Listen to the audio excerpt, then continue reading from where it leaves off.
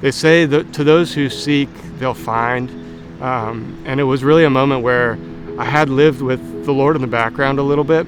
And when I sought him out, I was really able to see the sort of serendipity of his love and in everything that I was doing in my life.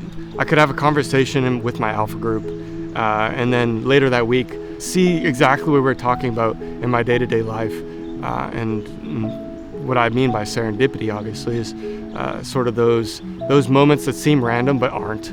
Through our discussions with Alpha, covering so many different topics, I found reflecting and meditating and praying on what is the Holy Spirit was incredibly important for me.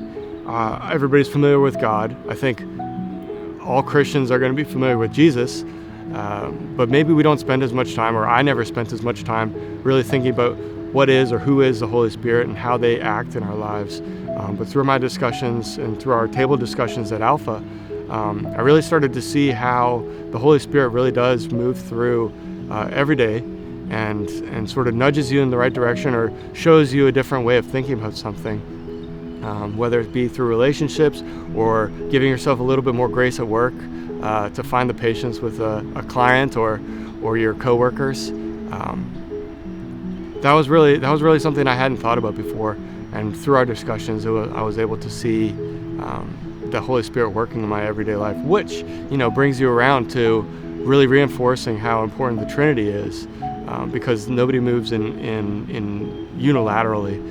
Everybody moves in sync.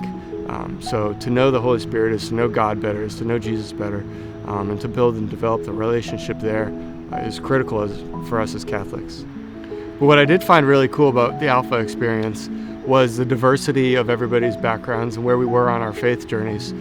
We spoke a little bit earlier about how I was raised Catholic, sort of stepped away from the faith, not in action, but just put it on sort of the back burner, but was coming back to the church and trying to figure out where I stood.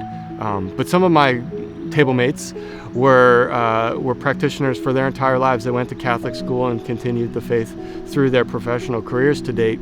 And some people were recent converts or were in the process of converting, going through the RCIA program.